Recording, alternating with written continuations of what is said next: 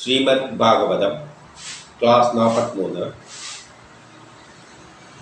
നമ്മളിന്ന് നോക്കുന്നത് സ്കന്ധം 3 15-ാമത്തെ അധ്യായമായ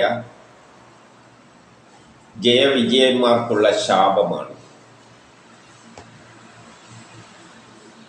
കഴിഞ്ഞതിൽ നമ്മൾ കണ്ടത് കശ്യപ മുനിക്ക് കശ്യപൻ്റെ വീര്യത്തെ ഭാര്യ ദിതിയിൽ നിക്ഷേപിച്ച കാര്യമാണ്. എപ്പോൾ ആ അശുഭകരമായ സമയത്ത്, സന്ധ്യാസമയത്ത്. അത് അസുരന്മാർ ജനിക്കാൻ സാധ്യതയുള്ളൊരു സമയമാണ്. അതിനെ ജ്യോതിഷമായി തന്നെ കാണാം. അപ്പോൾ അതിനെപ്പറ്റി തന്നെയാണ് ഇവിടെയും പറഞ്ഞു തുടങ്ങുന്നത്. ഒന്നിൽ മൈത്രേയൻ പറയുകയാണ്, മറ്റ് ജ്യോതിഷുകളെ നശിപ്പിക്കാൻ കഴിവുള്ള കശ്യപന്റെ വീര്യത്തെ, അപ്പം എല്ലാ ജ്യോതിഷുകളെ പോലും നശിപ്പിക്കാൻ കഴിവുള്ള ശക്തി ഉള്ളതാണ് ഈ വീര്യം. അത് ദിതിയിലാണ് നിക്ഷേപിച്ചിരിക്കുന്നത്. അപ്പം ദേവകൾക്കുണ്ടാകാൻ പോകുന്ന അനർത്ഥങ്ങളെല്ലാം മനസ്സിലാക്കിയിട്ട് ദിതി എന്ത് ചെയ്തു? അത് 100 വർഷത്തോളം ഗർഭത്തിൽ ധരിച്ചു. അതിൽ നിന്ന് മനസ്സിലാക്കേണ്ടത്, എല്ലാത്തിനും ഓരോ സമയമുണ്ട്. ആ സമയത്താണ് ജനിക്കുന്നത്. ഓരോ ആളെയും ജനിപ്പിക്കുന്ന ഓരോ കർമ്മം ചെയ്യാനാണ്. ഇപ്പം നമ്മളെല്ലാം ജനിപ്പിക്കുന്ന ഓരോ കർമ്മം ചെയ്യാനാണ്. ഓരോ കാലത്തിന് ആ കാലത്തിന് യോജിച്ച ആൾക്കാരെ ജനിപ്പിക്കും. ഇത് പണ്ട് സൃഷ്ടി മുതലുള്ള സമയത്തിൻ്റെ അടിസ്ഥാനത്തിലാണ് നടക്കുന്നത്. അങ്ങനെ വരുമ്പോൾ ഇതൊരു 100 വർഷം കഴിഞ്ഞിട്ടേ വേണ്ടു. ഇവരുടെ ജനനം നടക്കേണ്ടത് ഒരു 100 വർഷം കഴിഞ്ഞിട്ട് മതി എന്ന് തീരുമാനിച്ചത് കൊണ്ടാണ്. അത് ദിതിക്ക് തോന്നുന്നു മെല്ലന മതി. അങ്ങനെ ദിതി 100 വർഷത്തോളം ഗർഭത്തിൽ ധരിച്ചു.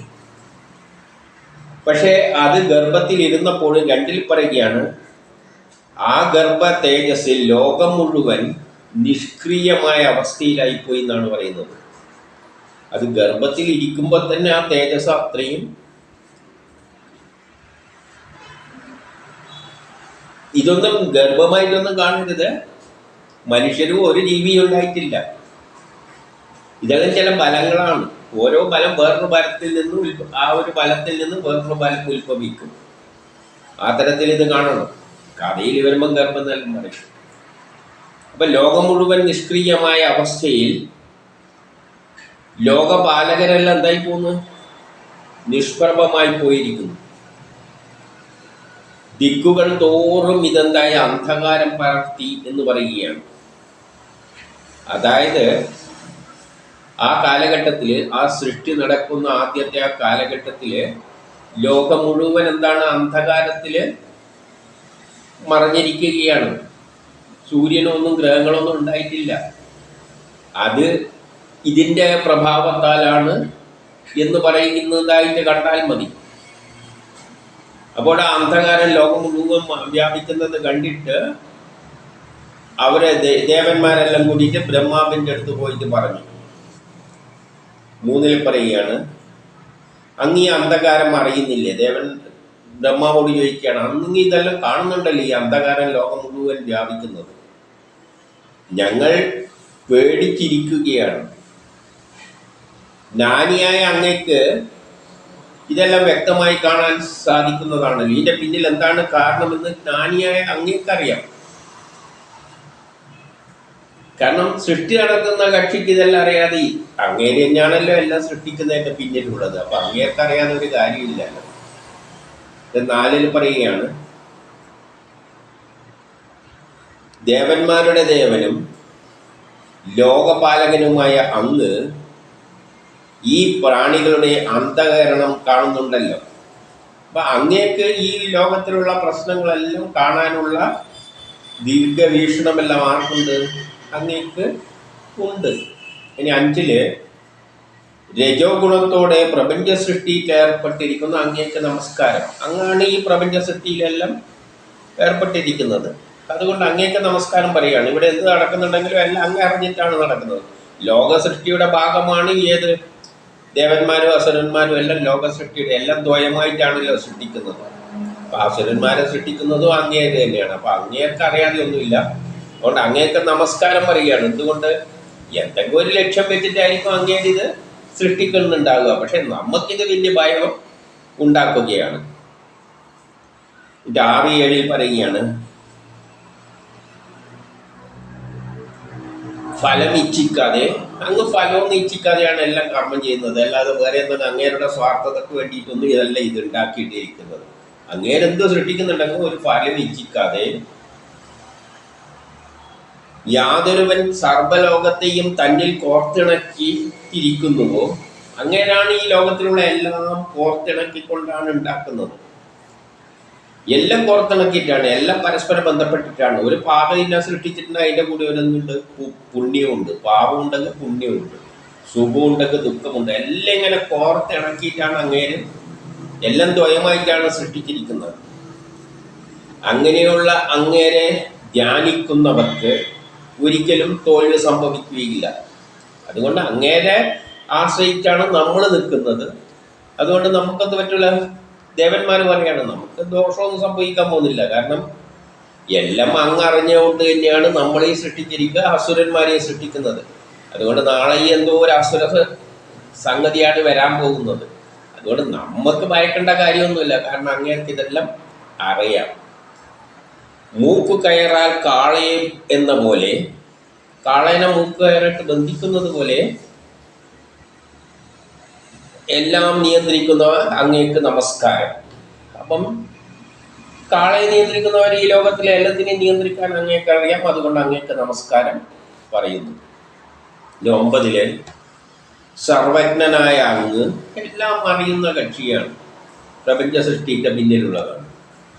അന്ധകാരം കൊണ്ട് ലോകം വന്ന വേദവിഹിത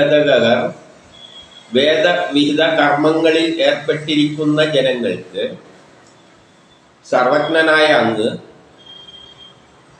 അന്ധകാരം ലോകം വന്ന ഈ കാലഘട്ടത്തിൽ, അന്ധകാരം എല്ലായിടത്തും അന്ധകാരം നിറയുകയാണല്ലോ ഈ ഒരു കശ്യപന്റെ ഈ വീര്യം കൊണ്ട്, ദിതിയിലെ വീര്യം കൊണ്ട്.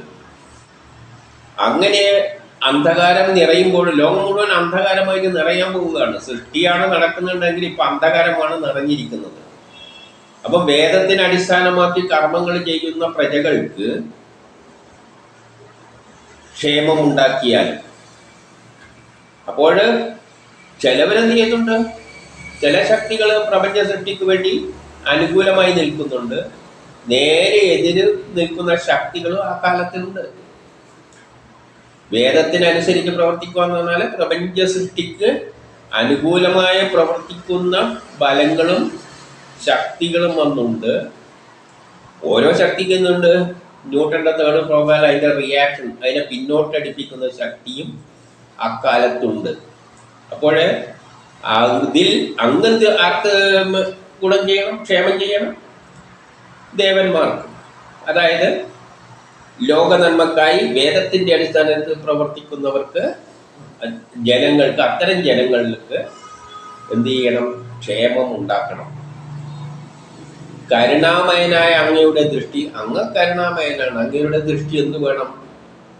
ആപത്തിൽ അകപ്പെട്ട ഞങ്ങൾക്കും ഉണ്ടാകണം. നമ്മളിപ്പോൾ ആപത്തിൽ, ദേവന്മാരെല്ലാം ആപത്തിൽ അകപ്പെട്ടിരിക്കുകയാണ്. കാരണം ഒരു അത്സര സ്വഭാവമാണ്.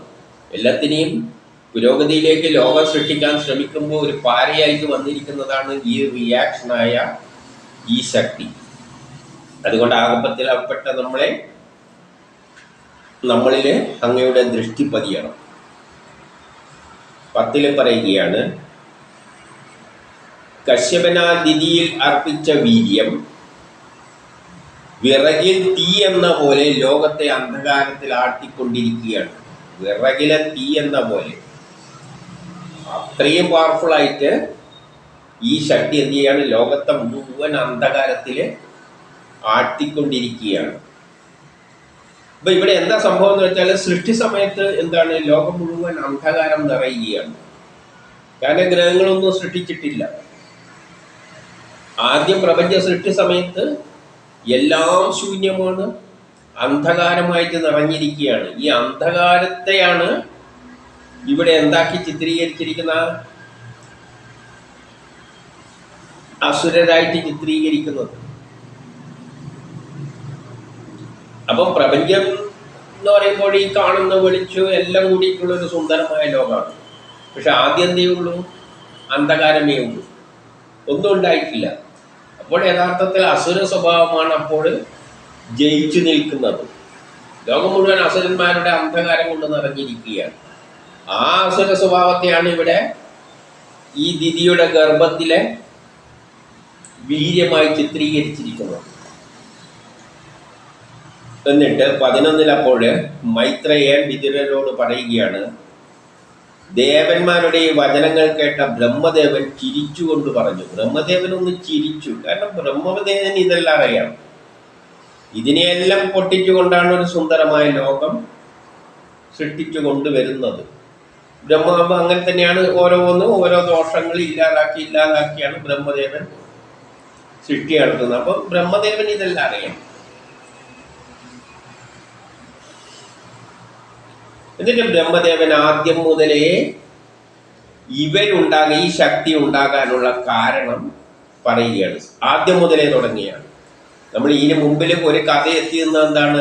ഭൂമിയെ ഉയർത്തി സൂര്യന്റെ ഭ്രമണപഥത്തിൽ വെക്കുന്ന കാര്യമാണ്. അത് സൃഷ്ടി നടന്നിട്ട് കുറേ ഇങ്ങോട്ടുള്ള കാര്യമാണ്. അതിന് മുമ്പിലുള്ള കാര്യം ഒന്നും കൂടി അവിടെ നിന്ന് തുടങ്ങിയിട്ട് ഇങ്ങോട്ട് വരികയാണ്. എവിടെ നിന്നാണ് സൃഷ്ടി തുടങ്ങുന്നത്? പ്രപഞ്ചം 7 ലോകങ്ങളുള്ള ഒരു പ്രപഞ്ചമാണ്. അതൊരു വലിയ ഗോളം മാതിരിയാണെന്നും പിന്നീട് കാണാം. അതിൻ്റെ നടുവിലാണല്ലോ വിഷ്ണു ലോകം ഉണ്ടാകുന്നത്. ആ വിഷ്ണു ലോകത്തു നിന്നാണല്ലോ ഇങ്ങനെ വികസിച്ചിട്ട് വലിയൊരു പ്രപഞ്ചമായി മാറുന്നത്. അപ്പം അവിടെ വിഷ്ണു ലോകം എന്നാണ് അതിൻ്റെ കേന്ദ്രം. എവിടെ നിന്നാണോ ഇത് ഉത്ഭവിച്ചിങ്ങനെ വരുന്നത്, ആ കേന്ദ്രം. അപ്പം ആ വിഷ്ണു ലോകത്ത് നിന്ന് തുടങ്ങിയിട്ട് കഥയാക്കി അവിടെ നിന്ന് തൊട്ട് ഇങ്ങോട്ടേക്ക് വരികയാണ്. അപ്പോൾ ആദ്യം ഉണ്ടാക്കിയ എന്താണ്? എൻ്റെ മനസങ്കല്പത്താൽ ഉണ്ടായ പുത്രന്മാർ. അപ്പോൾ ആദ്യം ബ്രഹ്മം സൃഷ്ടിച്ചത് മാനസപുത്രന്മാരായിട്ട് സനകാദികളാണ്. അപ്പം ആദ്യം ഉണ്ടാക്കിയത് സനകാദികളാണ്. അവർ സൃഷ്ടിക്കൊന്നും നിൽക്കാതെ ഒരൊറ്റ പോക്ക് പോയി. അപ്പം അവിടെ നിന്ന് തുടങ്ങിയിട്ട് പറയാൻ തുടങ്ങിയാണ്. അപ്പം എൻ്റെ മനസങ്കല്പത്താൽ ഉണ്ടായ പുത്രന്മാർ നിങ്ങളെക്കാട്ടിൽ മുമ്പിൽ ജനിച്ചവരുമായ സനകാദികൾ. അപ്പൊ ഇവരെല്ലാം കയറിയിട്ട് ചോദ്യം ചോദിക്കുമ്പോൾ പറയാം, പണ്ടത്തെ കാര്യം പറയുമ്പോൾ നിങ്ങൾ ജനിക്കുന്നതിനെക്കാട്ടി മുമ്പിൽ എനിക്ക് ആദ്യം ഉണ്ടായത് സനകാദികളാണ്. അവർക്ക് പ്രപഞ്ച സൃഷ്ടിയിലൊന്നും താല്പര്യമില്ലായത് അവർ വിട്ടെറിഞ്ഞു പോയി ബ്രഹ്മസാക്ഷാത്കാരം നേടി. ഏതാണ് ആദ്യം ഉണ്ടായ വസ്തുക്കൾ എന്നെല്ലാം പറയുന്നത്? ഇനേർട്ട് ഗ്യാസസ് എല്ലാം, ഒന്നിലും പ്രവർത്തിക്കാത്ത. അത് നമ്മൾ കണ്ടു കഴിഞ്ഞു. അതിനെ ഒരു കഥാപാത്രമായിട്ട് ചിത്രീകരിച്ചു എന്നേ ഉള്ളൂ. എൻ്റെ 13, 14 പറയുന്ന അവർ നേരെ എവിടത്തേക്ക് പോയി? ബ്രഹ്മസാക്ഷാത്കാരം നേടിയല്ലാണ്. എവിടത്തേക്കാണ് പോയത്? വൈകുണ്ഠത്തിലേക്ക് പോയി. അതായത് ആ പ്രപഞ്ചത്തിന്റെ കേന്ദ്രത്തിലേക്ക് പോയി. അവിടെ വിഷ്ണുവിനെ ആശ്രയിച്ച് കഴിയാൻ വേണ്ടിയിട്ടാണ് അങ്ങോട്ടേക്ക് പോയത്. ആ പോകുമ്പോഴുള്ള സംഭവങ്ങളെല്ലാം ഇനി വിവരിക്കുന്നത്. ഇനി 16 അവിടെ ശ്രീഹരി നമുക്ക് സന്തോഷമേകിക്കൊണ്ട് വസിക്കുകയാണ്. അവിടെയാണ് പ്രപഞ്ചത്തിൻ്റെ എല്ലാം സൃഷ്ടിക്ക് പിന്നിലുള്ള ആ ശക്തി. ശ്രീഹരി ആ കേന്ദ്രത്തിലാണ് ഉള്ളത്. പ്രപഞ്ചം എന്ന് പറഞ്ഞാൽ ഒരു അണ്ടം മാതിരിയാണ്. അതിനകത്ത് 7 അണ്ടങ്ങളുണ്ട്. അതിൻ്റെ നടുവിലൊരു ഗോളം ചുറ്റും മാറും. ഈ നടുവിലുള്ള ഗോളത്തിൻ്റെ കേന്ദ്രത്തിൽ നിന്നാണ് അപ്പോൾ പ്രപഞ്ചം ഉണ്ടായിരിക്കുന്നത്. ആ കേന്ദ്രത്തിലുള്ള സ്ഥലത്തപ്പോൾ ആരാണുള്ളത്? വിഷ്ണുവാണ് ഉള്ളത് എന്ന സങ്കല്പം. അതാണ് വിഷ്ണു ലോകം. അവിടെ നിന്നാണ് പിന്നെ സൃഷ്ടി. അവിടെ നിന്നാണല്ലോ താമരയെല്ലാം കയറി വന്നത്. അപ്പൊ ശ്രീഹരി നമുക്ക് സന്തോഷം നൽകിക്കൊണ്ട് നമുക്ക് വേണ്ടി തന്നെ ലോകമെല്ലാം ഉണ്ടാക്കുന്ന അങ്ങേ രീതിയിൽ തന്നെയാണല്ലോ അവിടെ വസിക്കുകയാണ്. അവിടെ എല്ലായിടവും പൂത്തുലഞ്ഞ ചെടികളോട് പരിശോഭിച്ചുകൊണ്ട് നൈസയസ് എന്ന പേരുള്ള വനം വർത്തിക്കുന്നു. അവിടെ സുന്ദരമായൊരു വനമുണ്ട്. അപ്പൊ എന്താണ് ഈ പറഞ്ഞുകൊണ്ട് വരുന്നതെന്ന് വെച്ചാല് കഴിഞ്ഞ പ്രളയത്തിൽ നടന്നതെല്ലാം അവിടെ കേന്ദ്രീകരിച്ചിരിക്കുകയാണ്. ഏതുപോലെ? ഒരു മുട്ടയില് അതിൻ്റെ ജനിതക ഘടനയുള്ള പോലെ. ആ ജനിതഘടനയിൽ എന്തുണ്ട്?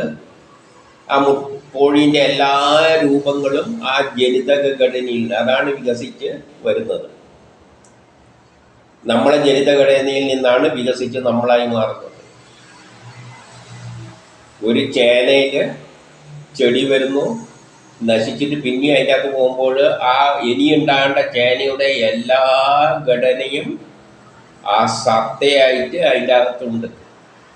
അതുമാതിരി പ്രപഞ്ചം മുഴുവൻ ഒരിക്കൽ ഉണ്ടായിരുന്ന പ്രപഞ്ചം മുഴുവൻ നശിച്ച് ആ വൈകുണ്ഠത്തിൽ ആ കേന്ദ്ര ബിന്ദുവിൽ പോയി ചേരുമ്പോൾ അവിടെ എന്തുണ്ട്?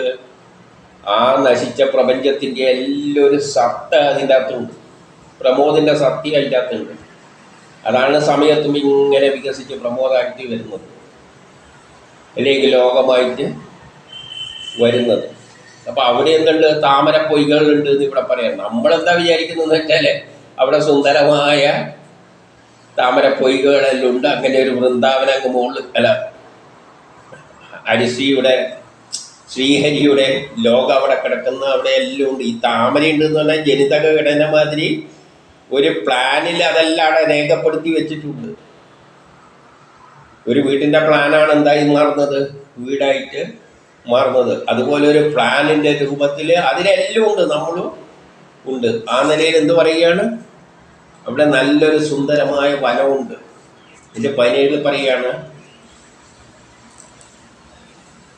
ആ വനത്തിൽ സുന്ദരിമാരോട് കൂടിയിട്ട്. അപ്പം ഈ സുന്ദരിമാർ ഏതെല്ലാണ്? ഭൂമിയിലുണ്ടായിരുന്ന സുന്ദരിമാരെല്ലാം പ്രളയം നടന്നിട്ട് നശിച്ചപ്പോൾ ആ സുന്ദരിമാരുടെ എല്ലാ രൂപം അവിടെ ജനിതക ഘടനയിൽ അവിടെയുണ്ട്. എൻ്റെ ഈ കണ്ണിൻ്റെ ഒരു ആകൃതി ഞാൻ ജനിക്കുന്നതിനെക്കാട്ടി മുമ്പുള്ള ജനിതക ഘടനയിലുണ്ടായിരുന്നു. ആ ജനിതഘടനയാണ് വളർന്നിട്ട് എൻ്റെ ഈ കണ്ണ് രൂപത്തിലായി മാറിയത്. എൻ്റെ മുഖരൂപത്തിലായത് അതിൻ്റെ അകത്തുള്ള ഈ ജീനുകളാണ്. ആണായതും പെണ്ണായതും എല്ലാം ആ ജീനിൽ നിന്നാണ്. അതുപോലെ ഈ പ്രപഞ്ചത്തിൻ്റെ എല്ലാം അവിടെ പോയി ലയിച്ചപ്പോൾ അതിൽ സുന്ദരിമാരും അവിടെ ജീനിൽ അവിടെ കിടക്കുകയാണ്.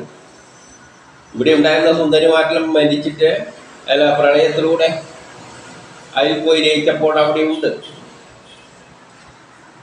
കൂടി. പിന്നെന്തുണ്ട്? വിമാനചാരികൾ, വിമാനത്ത് സഞ്ചരിക്കുന്ന ആൾക്കാരുണ്ട്. ഇവിടെയുള്ള വിമാനം തന്നെയാണ് എല്ലാം നശിച്ചിട്ട് അവിടെ കിടക്കുന്നുണ്ട്. ഇനി കുറേ കാലം കഴിയുമ്പോൾ ഇതെല്ലാം മനുഷ്യരിലൂടെ വിമാനങ്ങളും എല്ലാം ഇത് മാറും. ഇവിടെ ലോകത്തിലൂടെ ഓടിക്കും വിമാനചാരികൾ. അവിടെ ഒരു വെള്ളത്തിലുള്ള വാസന്തി പൂക്കളുടെ വാസന വെള്ളത്തിൻ്റെ അടുത്തുനിന്ന് തടാകത്തിൻ്റെ അടുത്തുനിന്ന് പുറത്തേക്ക് വരികയാണ്. അതെല്ലാം മണത്തുകൊണ്ടുള്ളൊരു സ്ഥലമാണ് അവിടെയുള്ളത്. പക്ഷെ അതിലൊന്നും ആകൃഷ്ടരാകാതെ അവർക്കൊന്നും എന്തില്ല, ആ വിമാനചാരികൾക്കൊന്നും അതിലൊന്നും ആകൃഷ്ടരാകാതെ സ്വാമിയുടെ ചരിത്രങ്ങളെ കീർത്തിപ്പെടുത്തുന്നു. സ്വാമിയുടെ ചരിത്രത്തെ കീർത്തിപ്പെടുത്തുന്നു. അപ്പം അവരെല്ലാം അവിടെ ഉണ്ടെങ്കിലൊന്നും അവിടെ എന്തില്ല, ഈ പരസ്പരം പ്രേമിക്കലോ ഇതൊന്നുമില്ല. കാരണം ഇതെല്ലാം ജനിതക ഘടനയാണ്. അവിടെ പിന്നെ പ്രേമം, അവിടെ സുന്ദരിമാരുണ്ട് എന്ന് വെച്ചാൽ സുന്ദരിമാരുണ്ടാകേണ്ട ജീനുകൾ അവിടെയുണ്ട്. നമ്മുടെ ശരീരത്തിൽ ജീനിൽ എന്തുണ്ട്? നമുക്ക് ഈ വായൻ്റെ എല്ലാം ജനിതക ഘടന അവിടെയുണ്ട്. ആ ഘടനയുണ്ട് എന്ന് വെച്ചിട്ട് അതവിടെ കിടന്നിട്ട് ചിരിക്കൊന്നുമില്ല. കാരണം അതിന് ഫങ്ഷനൊന്നുമില്ല. അതിൻ്റെ സത്ത അവിടെയുണ്ട്. അത് വികസിച്ചിട്ട് നമ്മുടെ വായെല്ലാം ആകുമ്പോഴാണ് ചിരിക്കുന്നത്. അതുപോലെ അവിടെ സ്ത്രീകളെല്ലാം ഉണ്ടാകേണ്ട സുന്ദരിമാരെല്ലാം ഉണ്ടെങ്കിലും വിമാനത്തിൽ പറക്കുന്നവരെല്ലാം സഞ്ചരിക്കേണ്ട ആൾക്കാരെല്ലാം അവിടെ ഉണ്ടെങ്കിലും അവരൊന്നും അവിടെ നിന്ന് പറന്ന് കളിക്കുന്നൊന്നുമില്ല. അവർക്കൊന്നും അതിലൊന്നും ആകൃഷ്ടരാകാതെ അങ്ങനെ നിൽക്കുകയാണ് ആ സ്വാമിയെ കീർത്തിച്ചുകൊണ്ട്. ഇതെല്ലാം വന്ന് വികസിച്ച് പ്രപഞ്ചമാകുമ്പോഴാണ് ഈ വിമാനങ്ങളെല്ലാം പറക്കാൻ തുടങ്ങുന്നത്. പ്രേമെല്ലാം തുടങ്ങുന്നത് അതിൻ്റെ ശേഷമാണ്. അല്ലാതെ ആ ജീനിൻ്റെ അകത്ത് കിടന്നിട്ട് പ്രേമിക്കലൊന്നുമില്ല. ഇനി 18 എന്ത് പറയുന്നത്? പ്രാവ്, കുയില്, ചക്രവാക പക്ഷികൾ, തിത്തിരി പക്ഷികൾ, കിളി, മയില്, മൂലാവില്, ഇങ്ങനെ കുറേ പക്ഷികളെ പേര് പറഞ്ഞിട്ടുണ്ട്. അതെല്ലാം ഞാൻ ഒഴിവാക്കുന്നുണ്ട്. അതെല്ലാം കലകളെ ശബ്ദം അവിടെ പുറപ്പെടുവിക്കുകയാണ്. യഥാർത്ഥത്തിൽ അവിടെ ശബ്ദമൊന്നും പുറപ്പെടുവിക്കുന്നില്ല. ഈ കിളികളുടെ എല്ലാം ബീജം അവിടെ ആ പ്ലാനിൽ ഉണ്ടാക്കേണ്ട രൂപം അവൻ്റെ അകത്തുണ്ട്. നാളെ അത് വികസിച്ചിട്ട് കിളിയായിട്ടെല്ലാം പാടി നടക്കും. അപ്പൊ കവിഭാവനയിൽ പറയുകയാണ്, ഇതെല്ലാം അവിടെ കിളിനാദങ്ങള് പൊഴിക്കുന്നു, വണ്ടുകള് ഹരികഥ പോലെ ആലാപനം നടത്തുന്നു. അവിടെ വണ്ടുകളും എല്ലാം ഉണ്ട്. അപ്പൊ എല്ലാ ജീവജാലങ്ങളും ആ ശ്രീഹരിയുടെ ചുറ്റും അങ്ങനെ ജനിതക ഘടന രൂപത്തില് അവിടെ ഉണ്ട്. അതിനെ കവിഭാവനയിൽ വണ്ടുകളുണ്ട്, പാട്ട് പാടുന്നു എന്നെല്ലാം പറഞ്ഞുകൊണ്ട് അവതരിപ്പിക്കുകയാണ്. പിന്നെ 19 വനത്തിലെ മുല്ല, ചെമ്പകം, പുന്നാകം, താമര, ഇങ്ങനെ കുറേ പുഷ്പങ്ങളെ പേര് പറഞ്ഞിട്ട് എന്നീ പൂക്കളെല്ലാം അവിടെ ചുറ്റുമുണ്ട്. തുളസിമാല ശ്രീഹരി അണിഞ്ഞിട്ടുണ്ട്. അവിടെ നിന്ന് തുളസിയുടെ ഗന്ധം ഇങ്ങനെ വമിച്ചുകൊണ്ടിരിക്കുകയാണ്. അവിടെ ശ്രീഹരി അങ്ങനെ ഇരിക്കുകയാണ്. അപ്പം പൂക്കളെ പറ്റിയെല്ലാം പറഞ്ഞ് ഗന്ധത്തെ പറ്റി പറഞ്ഞു. അവിടെ വൈഡൂര്യം, മരതകം, സ്വർണം തുടങ്ങിയവയാളുടെ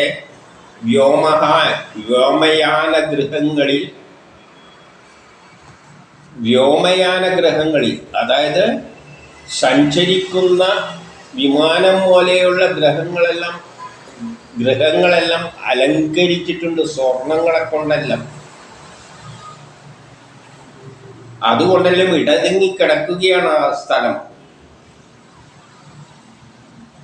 ഭഗവാനിൽ അന്തകരണം ചെയ്തിരിക്കുന്ന ആ വിമാനവാഹികൾ, ആ വിമാനത്തിൽ അങ്ങനെ അലങ്കരിച്ച രത്നങ്ങളെ കൊണ്ടല്ല അലങ്കരിച്ച വിമാനാണെന്നാണ് പറയുന്നത്. അവരിലുള്ള ആൾക്കാരെല്ലാം അവിടെ പിന്നെ എന്തുണ്ട്, സ്ഥൂലിച്ച നിതംബങ്ങളോട് കൂടിയ സ്ത്രീകള്, സ്ഥൂലിച്ച നിതംബത്തോടു കൂടിയ സ്ത്രീകള് മന്ദഹാസത്തോടു കൂടി ആണ്. അവരെല്ലാം സുന്ദരികളാണ്.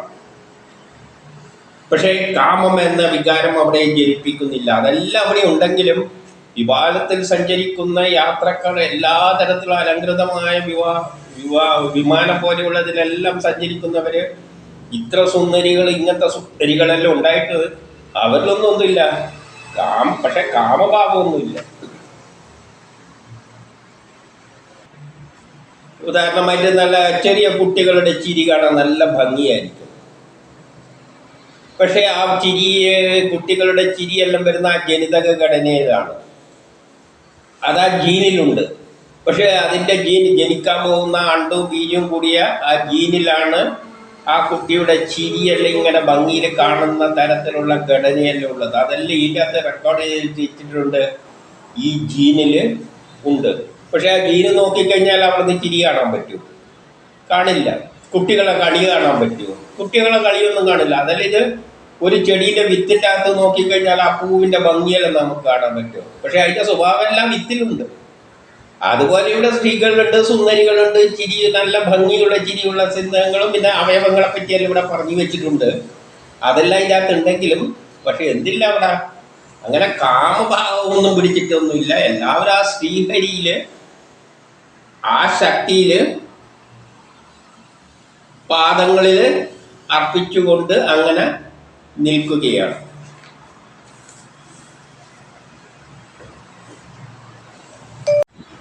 എൻ്റെ 21 പറയുകയാണ്, യാതൊരുവരുടെ അനുഗ്രഹം നേടുന്നതിൽ മറ്റുള്ളവർക്ക് പ്രയാസമാണോ?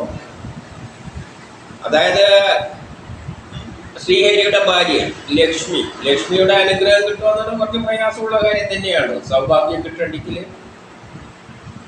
ആ ലക്ഷ്മി ദേവി സുന്ദരിയായ ഒരു രൂപവും ധരിച്ചിട്ട് ഒരു ചഞ്ചലത മനസ്ഥിതിയും ഇല്ലാതെ ആ ശ്രീഹരിയുടെ സദനത്തിൽ അവിടെ കളിത്താമര കൊണ്ട് തൂക്കുന്ന മാതിരി, നിലം തൂക്കാൻ നിൽക്കുന്ന മാതിരി, താമര എടുത്തിട്ട് തൂക്കാൻ നിൽക്കുന്ന മാതിരി തോന്നിക്കുമാർ നിൽക്കുകയാണ് കളിത്താമരയും എടുത്തിട്ട്.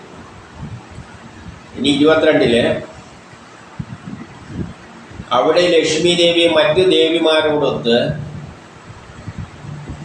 തുളസീദളം കൊണ്ട് ഭഗവാനെ ആരാധിക്കുമ്പോൾ, അപ്പൊ ലക്ഷ്മി അവിടെ നിന്നുകൊണ്ട് ഭഗവാനെ ആരാധിക്കുന്നുണ്ട്. ആ പൊയ്കയിൽ അവളുടെ ചന്തം, അപ്പം പൊയ്കയിൽ നോക്കുമ്പോൾ അവളുടെ മുഖത്തിൻ്റെ ഒരു ചന്ത ഇങ്ങനെ വെള്ളത്തിൽ നിന്ന് പ്രതിഫലിക്കുമല്ലോ. അത് അവളുടെ ചുണ്ടുകൾ കൊണ്ട് ഭഗവാനെ ചുംബിക്കുവാൻ ശ്രമിക്കുകയാണോ എന്ന് തോന്നിപ്പോകുന്നു. അത്രയും സൗന്ദര്യമായ ആ മുഖം കണ്ടിട്ട് റിഫ്ലക്റ്റ് ചെയ്യുന്നതിൽ നോക്കിക്കഴിഞ്ഞാൽ അത് ഭഗവാനെ ചുംബിക്കാൻ വേണ്ടിയിട്ട് നിൽക്കുന്നത് പോലെ. ഇനി 23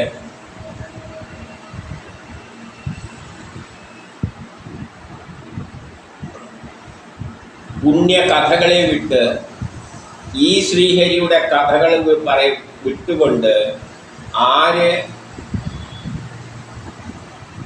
അന്യവിഷയങ്ങളിൽ ബുദ്ധി ചേർത്ത്, അപ്പൊ ഇവിടെ പറഞ്ഞുകൊണ്ടിരിക്കുന്ന ആ ശ്രീഹരിയുടെ കഥയാണ്.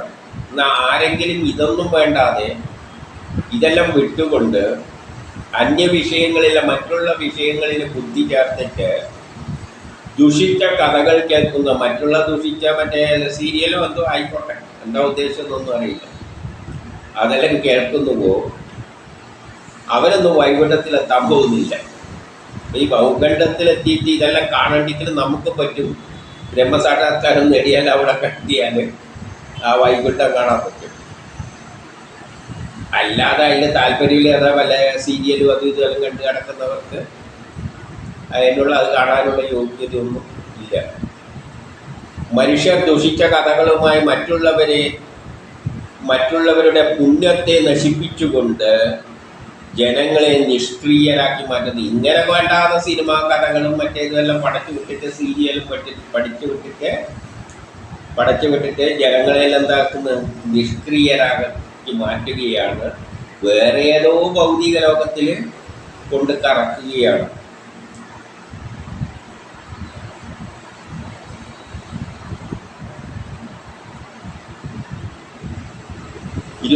പറയുന്നു,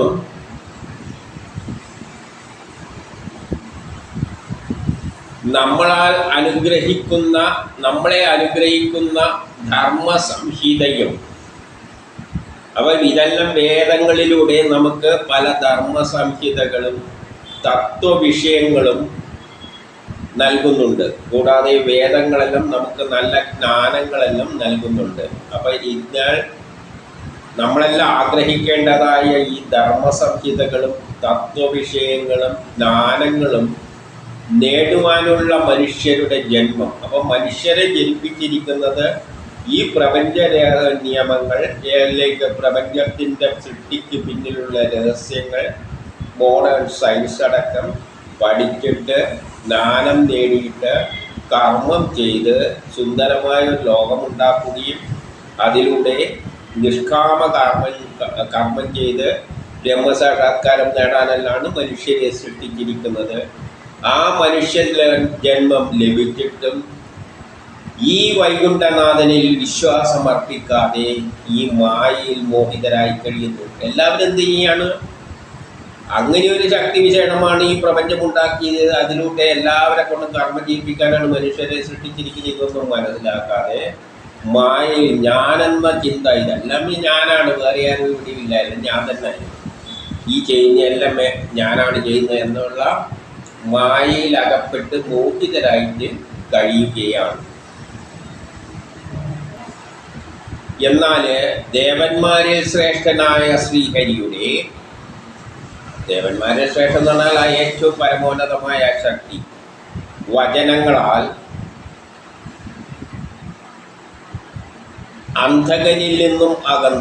അന്ധകന്മാരിൽ നിന്ന് അകന്നു പോവുക. നമ്മൾ ദുഷ്കർമ്മമെല്ലാം ചെയ്യുമ്പോൾ അന്ധകനോടാണ് അടുക്കുന്നത്. എന്നാൽ ശ്രീഹരിയെ പറ്റി ചിന്തിക്കുകയാണെങ്കിൽ അന്ധകനെയെല്ലാം മാറ്റിയിട്ട് നമുക്ക് മരണം പോലും ഇല്ലാതെ ബ്രഹ്മസാക്ഷാത്കാരം നേടാം. അപ്പം അന്ധകനിൽ നിന്നും അകന്ന് ശ്രീഹരിയുടെ ചരിത്രത്തിൽ എല്ലാവരും പരസ്പരം അങ്ങോട്ടും ഇങ്ങോട്ടും പറഞ്ഞു നേടുന്ന ആനന്ദാശ്രുവിലൂടെ രോമാഞ്ചം അടിയുന്നവർക്ക് നമുക്ക് മുകളിലുള്ള ഈ വൈകുണ്ഠ ലോകത്തെ പ്രാപിക്കുവാൻ കഴിയും. ഇപ്പം വൈകുണ്ഠ ലോകം എന്ന് പറഞ്ഞാൽ ഈ പ്രപഞ്ചം വലിയൊരു ഗോളമാണ്. അതിൽ 7 ഗോളങ്ങളുണ്ട്. അതാണ് 7 ലോകങ്ങൾ. നടുവിലൊരു ഗോളം മാതിരി, ഒരു ബോർഡ് മാതിരി ഒന്ന്, അതിന് ചുറ്റും 6 ഗോളുകളായിട്ടാണ് പ്രപഞ്ചം. അതിൻ്റെ കേന്ദ്രത്തിലാണ് ഈ ബ്രഹ്മത്തിൻ്റെ സ്ഥാനമെന്ന് കാരണം അവിടെ നിന്നാണ് ഇതിങ്ങനെ വരികയും തിരിച്ചങ്ങോട്ടേക്ക് പോവുകയും ചെയ്യുന്നത്. അതുകൊണ്ടാണ് അത് നമ്മളെ മുകളിലാണുള്ളത്. കേന്ദ്രാംഗം വേറെ സ്ഥലത്താണ്.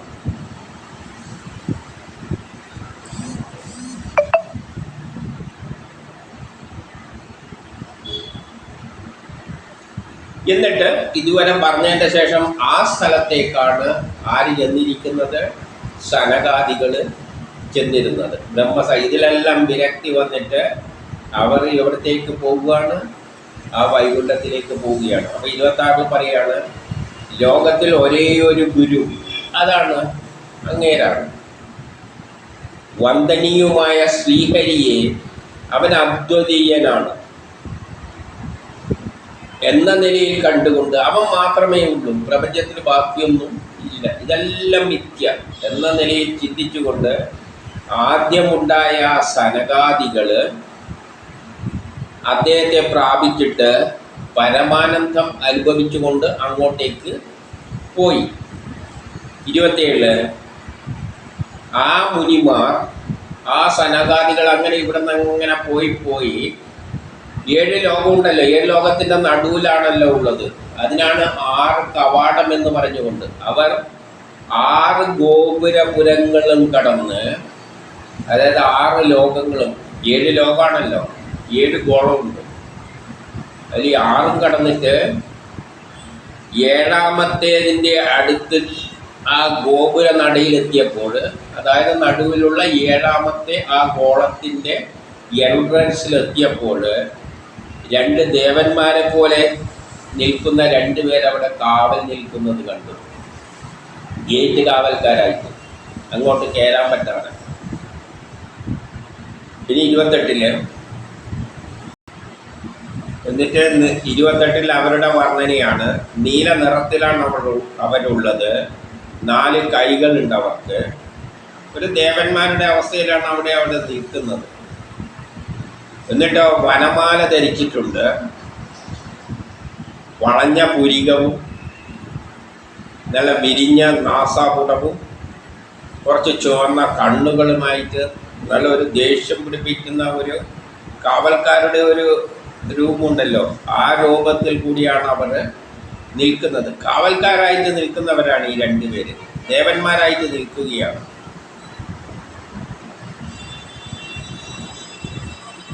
എന്നിട്ട് 29 എല്ലായിടവും സഞ്ചരിക്കുന്ന ആ മുനിമാരെന്ന് പറയുന്നത് ഈ സനകാദികൾ ബ്രഹ്മസാക്ഷാത്കാരം നേടി. അവർക്ക് പിന്നെ ഈ പ്രപഞ്ചമൊന്നുമില്ലല്ലോ. ബ്രഹ്മസാക്ഷാത്കാരം കഴിഞ്ഞാൽ പ്രപഞ്ചമില്ല, പിന്നെ ഏതേ ഉള്ളൂ? ആ ബ്രഹ്മമേ ഉള്ളൂ, ആ ശ്രീഹരിയേ ഉള്ളൂ. അവിടത്തേക്കാണ് പോകുന്നത്. അവർ ശ്രീഹരിക്ക് സമാനമായവരാണ്. അപ്പം അങ്ങോട്ടേക്ക് പോവുകയാണ്. അവർക്ക് ഈ കവാടങ്ങളിലൊന്നും താല്പര്യമില്ല. ഈ കവാടെല്ലാം നമുക്കാണ് കാവല്, നമ്മളലങ്കരിച്ചല്ലോ നോക്കിയിട്ടാണ്. അല്ലാതെ ബ്രഹ്മം സാക്ഷാത്കാരം നേടിയവർക്ക് ഈ ലോകത്തിൽ ബ്രഹ്മമേ ഉള്ളൂ. കാണുന്നതും ബ്രഹ്മം, ഞാനും ബ്രഹ്മം, ഞാനും ശ്രീഹരിയാണ്, അതും ശ്രീഹരിയാണ്. പിന്നെ അങ്ങോട്ടേക്ക് പോകുന്നതിന് പിന്നെ എന്ത് കവാടം? ആ നിലയിലുള്ളവർക്ക്. അപ്പോൾ എല്ലായിടവും സഞ്ചരിക്കുന്ന ആ മുനിമാർ ഗോപുരവാതിൽ സമ്മതമൊന്നും ചോദിക്കുന്നത്, ഇവരോട് സമ്മതം ചോദിക്കേണ്ട കാര്യമൊന്നുമില്ല. ചെന്നപ്പോൾ അവർ ആകെ പകച്ചു നിന്ന്, ഇതൊരു കാര്യം, ഇവന്മാർ കയറി അങ്ങ് ചെല്ലുകയാണ് ഗേറ്റ് കടന്നിട്ട്. അപ്പം നമുക്കും ചെല്ലാം. നമ്മൾ ബ്രഹ്മസാക്ഷാത്കാരം നേടി നമുക്ക് വിരക്തി വന്ന് ഈ ലോകമേ ഇല്ല, ഈ കാണുന്നതൊന്നും നമുക്ക് ശ്രദ്ധയിൽ വരുന്നില്ല, എല്ലാം കണ്ണെല്ലാം പ്രവർത്തനം നിലച്ചു. നമ്മളെ ദൃഷ്ടിയിൽ ആകെ ബ്രഹ്മമേ ഉള്ളൂ, ഞാനും ബ്രഹ്മം. അപ്പോൾ ബ്രഹ്മമായി കഴിഞ്ഞു. ബ്രഹ്മമായവന് പിന്നെ ബ്രഹ്മത്തിൻ്റെ അടുത്തേക്ക് പോകുന്നതിന് വേറെ എന്തെന്നാണ്? അതിൻ്റെ ഇടയ്ക്ക് എന്ത് മതിൽ വന്നിരിക്കുന്നത്, എന്ത് ഗേറ്റ് വന്നിരിക്കുന്നത്, എന്ത് കാവൽക്കാർ വന്നിരിക്കുന്നത്. അപ്പം അവരങ്ങ് കയറി പോകുമ്പോൾ ഇവന്മാർ അന്തം വിട്ടു നിന്ന്, ഇതെന്ത് ഇതേ ദിവസം കക്ഷികൾ. ഇതിൻ്റെ 30 ഭഗവാന്റെ ഭാവത്തിന് വിരുദ്ധമായ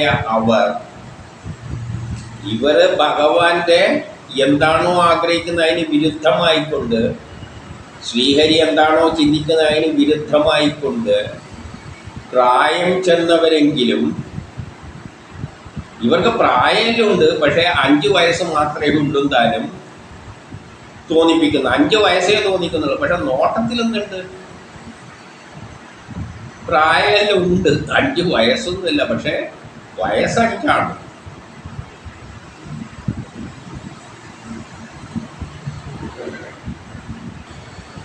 ഇവിടെ ഭഗവാന്റെ സ്വരൂപത്തിന് വിരുദ്ധമായവര് എന്നാണ് പറയുന്നത്. ഇവരത്തെല്ലാം പറ്റിയാണ് പറയുന്നത്. ഭഗവാന്റെ സ്വഭാവത്തിന് വിരുദ്ധമായിട്ടുള്ള പേര്.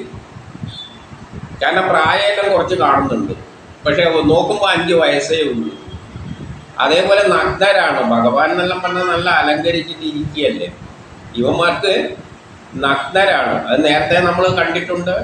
ബ്രഹ്മസാഗരക്കാര്യത്തിന് പോകുന്നത് സന്യാസിമാരാണ്. സന്യാസിമാരെന്ത് വേണം, ഉടുതുണിയടക്കം കളഞ്ഞിട്ട് വിരക്തി വന്നിട്ട് കാണുന്നതിലെല്ലാം ബ്രഹ്മം എന്ന് ചിന്തിച്ചുകൊണ്ട് വേണം പോകാൻ, നഗ്നരായിട്ട്.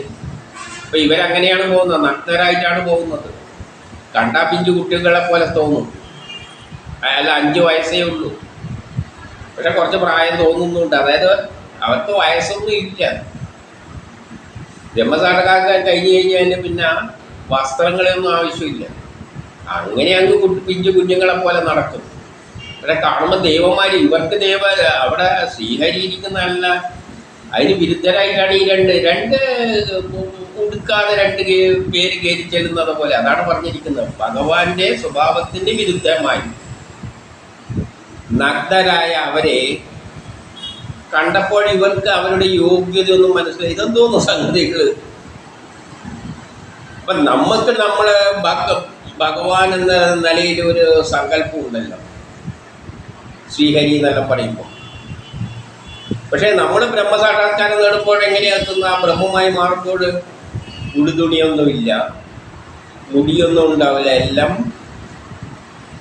ജട പിടിച്ചിങ്ങനെ കിടക്കും. കുളിയുമില്ല, നനയുമില്ല, മെലിഞ്ഞ് കണ്ട ഭ്രാന്തനെ പോലെ നടക്കും. ഇതാണ് ബ്രഹ്മമാകുന്ന അവസ്ഥ. ആ ശ്രീഹരിയാകുന്ന അവസ്ഥയാണ് നമ്മൾ ബ്രഹ്മസാക്ഷാത്കാരത്തിൽ നോക്കുന്നത്. നമുക്ക് കുളിയില്ല, നനയില്ല, ഒരു ബന്ധുക്കളും ഇല്ല.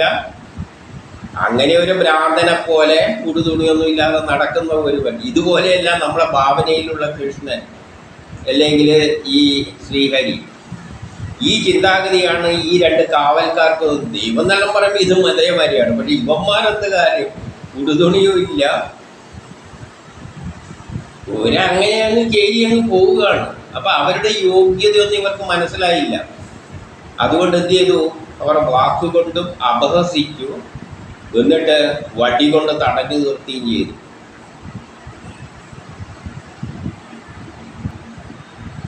ആ മുനിമാർ അപ്പോൾ അതീവ സംയോജരാണെങ്കിലും അവർ നല്ല മാന്യന്മാരാണ്. ബ്രഹ്മസാക്ഷാത്കാരം നേടുന്നത് ഏറ്റവും ശാന്ത സ്വഭാവമുള്ളവരാണെങ്കിലും ഭഗവാന്റെ ദർശനത്തെ, ആ ഭഗവാന്റെ അടുത്തേക്കല്ലേ പോയി മെർജ് ചെയ്യാൻ പോകില്ലേ, പോകുമ്പോൾ തടഞ്ഞപ്പോൾ അവർക്ക് സഹിച്ചില്ല, ദേഷ്യം വന്നു.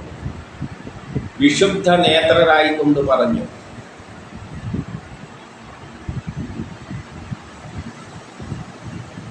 മുപ്പത്തിരണ്ടിൽ പറയുകയാണ്. ഇവിടെ അവർ പറയുകയാണ്, ഭഗവത് പരിചരണം ചെയ്തത് മൂലം ഇവിടെ എത്തി. നമ്മൾ ഭഗവാനെ പരിചരണം ചെയ്ത് ഭഗവാനിൽ മാത്രം വിശ്വസിച്ച് ബാക്കിയുള്ള ഭൗതിക ജീവിതങ്ങളെല്ലാം കളഞ്ഞിട്ട് ഭഗവാനിൽ മാത്രം ചിന്ത അർപ്പിച്ചുകൊണ്ട് എത്തിച്ചേർന്നവരാണ് നമ്മൾ. ഇത് നിവസിച്ചു വരുന്ന ഭഗവത് തുല്യ ശീലന്മാരുടെ ഇടയിൽ നമ്മൾ ഭഗവത് തുല്യരായി മാറിയിരിക്കുകയാണ്. ഈ വന്ന നമ്മൾ ഭഗവാനെ തന്നെ ചിന്തിച്ചു, ഞാൻ ബ്രഹ്മമാണ്, ഞാൻ ബ്രഹ്മമാണ് എന്ന നിലയിൽ ചിന്തിച്ചുകൊണ്ട് ബ്രഹ്മമായത്തിൻ്റെ അടുത്ത് ചെല്ലുമ്പോൾ ബ്രഹ്മമായി തന്നെയാണ് അവിടെ ചെല്ലുന്നത്. നമ്മളുടെയും അവതിൻ്റെയും ഇടയിൽ നിങ്ങൾക്ക് പക്ഷഭേദം എങ്ങനെയുണ്ടായി? നിങ്ങൾക്ക് അങ്ങനെ പക്ഷഭേദം ഉണ്ടാകാൻ പാടില്ല. കാരണം നമ്മളും ബ്രഹ്മം തന്നെയാണ്, അവിടെ ഇരിക്കുന്നതും ബ്രഹ്മം തന്നെയാണ്. രണ്ടും ബ്രഹ്മമായിട്ട് കാണണം. കാരണം നമ്മൾ ബ്രഹ്മസമരക്കാരണത്തിന് പോകുമ്പോൾ ഈ പ്രപഞ്ചമെല്ലാം ഉപേക്ഷിച്ചിട്ട് വെറും ബ്രഹ്മമേ ശരണം എന്ന് വെക്കുമ്പോൾ നമ്മൾ ബ്രഹ്മം തന്നെയാവുകയാണ്. അവന് നമ്മളും ബ്രഹ്മവും തമ്മിൽ ഒരു വ്യത്യാസമൊന്നും അവിടെ ഇല്ല.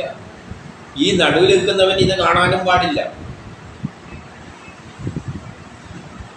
ഇതിലെ ഒരു തൻ പിശാചിനെ പോലെ പിറുപിറുത്തുകൊണ്ട് ബ്രഹ്മസാക്ഷാത്കാരം നേടിയ ഒരു സന്യാസി പോകുന്നുണ്ടെങ്കിൽ, നമ്മൾ ഈ മറ്റേൽ കാണുന്ന എന്തുണ്ടല്ലോ കുട്ടിച്ചാത്തന്മാരമാരിയെല്ലാം കളിക്കുന്ന സന്യാസിമാരുടെ കാര്യമൊന്നുമല്ല ഞാനിവിടെ പറയുന്നത്. എല്ലാം വിരക്തി വന്നിട്ട് കളഞ്ഞു പോകുന്ന ഒരു വിഭാഗമുണ്ട്. അവർ ലോകത്തിൻ്റെ അടുത്തൊന്നും വരില്ല, ജനത്തിൻ്റെ മുമ്പിൽ വന്നിട്ട് ഇങ്ങനെ തുള്ളിക്കളിക്കൊന്നുമില്ല. അതല്ല സന്യാസി.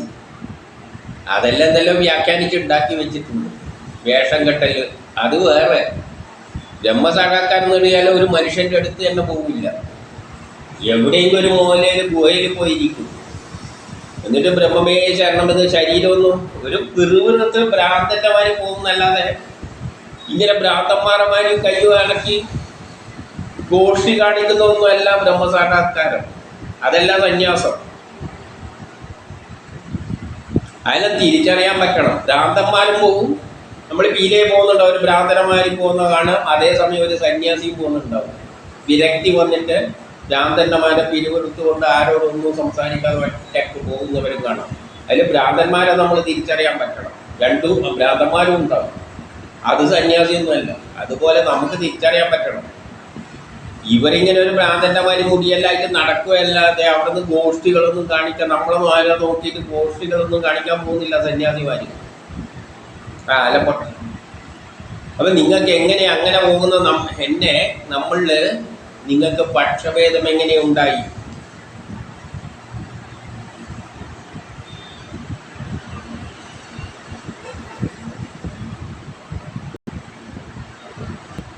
എൻ്റെ 33 പറയുകയാണ്,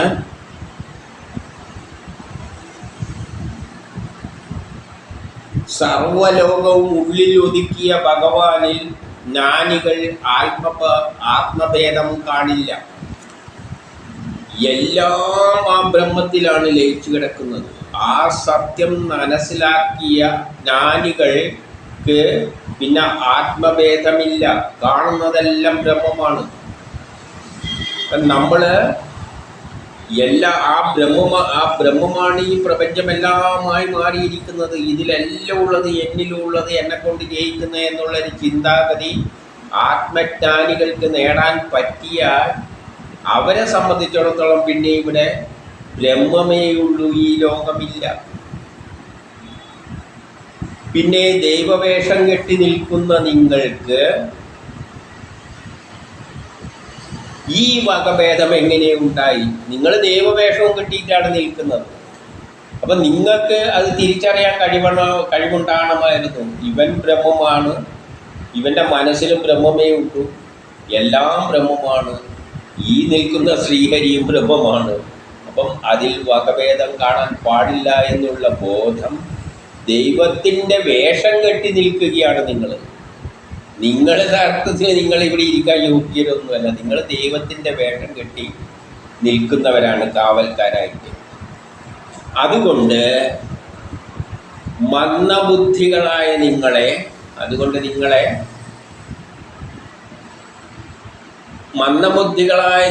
കൊണ്ട് ഭഗവാനെന്ന് നല്ലത് ചെയ്യുവാൻ നമ്മൾ ആഗ്രഹിക്കുകയാണ്. ഭഗവാന് വേണ്ടിയിട്ട് ഭഗവാൻ ഇത് ചെയ്തില്ല, ഏതായാലും നമ്മൾ തന്നെ ചെയ്യാമെന്ന് തീരുമാനിച്ചിരിക്കുകയാണ്. ഭാവഭേദമുള്ളിടത്തേക്ക്. അതുകൊണ്ട് നീ ഇവിടെ എന്തല്ല, അതപ്പോ ഭേദങ്ങളൊന്നുമില്ല. ഒരാൾ ബ്രഹ്മസാക്ഷാത്കാരം ചെയ്ത് ആടെ എത്തുമ്പോൾ അത് ബ്രഹ്മം തന്നെയാണ്. അവിടെയൊക്കെ ഇരുത്തിയാൽ അവിടെയുള്ളവർ തമ്മിൽ വ്യത്യാസം പാടില്ല. അവിടെ എല്ലാം ഒന്നാണ്. അതുകൊണ്ട് നിങ്ങൾക്കിത് തിരിച്ചറിയാൻ പറ്റില്ല. നിങ്ങളിവിടെ നിൽക്കാനുള്ള യോഗ്യത ഒന്നുമില്ല. നിങ്ങൾ നേരെ താഴത്തേക്ക് പോകണം. എവിടത്തേക്ക് പോകണം? ഭാവഭേദമുള്ളിടത്ത്, കാമക്രോധ ലോഭമെല്ലാം ഉള്ളിടത്ത്, എവിടെയാണോ കാമവും ക്രോധവും ലോഭവും എല്ലാം ഉള്ളത്, പലതിനെയും പലതായി കാണുന്ന ജനങ്ങളെല്ലാം ഉണ്ടല്ലോ, ആ ലോകത്തിലേക്ക് നിങ്ങൾ പോകണം. ഇവിടെ നിൽക്കട്ടെന്ന് പറഞ്ഞാൽ അവിടുന്ന് അടിച്ച് ഓടിച്ചു. അപ്പം നമ്മളും ബ്രഹ്മസാക്ഷാത്കാരം നേടിയിട്ട് അവിടെ ചെല്ലുമ്പോൾ നമ്മൾ ചെല്ലുമ്പം തന്നെ ബ്രഹ്മമായി മാറുകയാണ്. ചെല്ലേണ്ട ആവശ്യമൊന്നുമില്ല. ഈ പ്രപഞ്ചം മുഴുവൻ നിറഞ്ഞെടുക്കുന്നതാണ് ആ ബ്രഹ്മം. പിന്നെ ഇവിടെ ഈ കഥയിൽ അവിടെ ചെല്ലണം എന്ന് പറയുന്നുണ്ടെങ്കിലും അതിലൊന്നും അർത്ഥമൊന്നുമില്ല. ഇവിടെ നിന്ന് നമ്മൾ എല്ലാം ബ്രഹ്മമാണെന്ന് മനസ്സിലാക്കി നമ്മൾ ബ്രഹ്മമായി മനസ്സിലാക്കി കഴിഞ്ഞ് കഴിഞ്ഞാൽ നമ്മൾ ബ്രഹ്മം തന്നെയാണ്. ഇവിടെയും ബ്രഹ്മം, ഇവിടെയും ഉണ്ട്, എല്ലായിടത്തും ഉണ്ട്. അവിടെ പോണ കഥയിൽ ഇങ്ങനെയെല്ലാം പറയും. ഇനി 35 ഈ അതിദാരുണമായ ബ്രാഹ്മണശാപം. അപ്പൊ എന്താണ് ബ്രാഹ്മണൻ?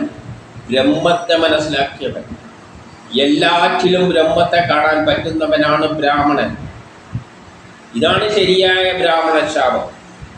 ഈ ഏറ്റത് അവന് ക്ഷത്രിയനില്ല, വൈശ്യനില്ല, ശൂദ്രനില്ല, ഹിന്ദു ഇല്ല, മുസ്ലിം ഇല്ല, ക്രിസ്ത്യാനി ഇല്ല.